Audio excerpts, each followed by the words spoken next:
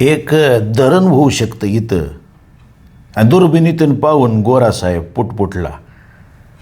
डोंगर आहे चौबाजूंनी, पाणी साचल, शेती ओली तर खाली येईल, पिण्याचं पाणी मिळेल. हे ऐकून शाळेतलं बारकं पोरग उड्या मारत गावभर वरडत सुटलं, धरण होणार, पाणी मिळणार, धरण होणार, पाणी मिळणार. दरवर्षी टेकाड्यावर उभं राहून येणाऱ्या गाड्यांकडं असं पाहू लागलं बारकं पोरग. पण एके दिवशी तो छोटा बोटातला गोरा माणूस निघून गेला. पण काय नाही, पुढल्या वर्षी धोत्रातला पुढारी आला. भाषणं उरकले, फलक लागले, धरणाचे शिल्पकार म्हणून फोटो झळकले. आणि पण पाणी काही गावलं नाही.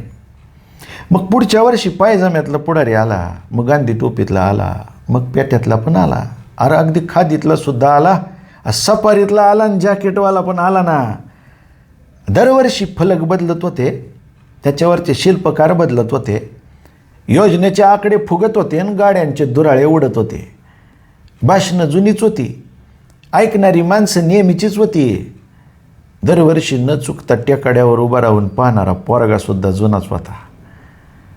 परवा नातवाला कडेवर घेऊन पाण्यासाठी तिष्ठत तासभर उभा होता.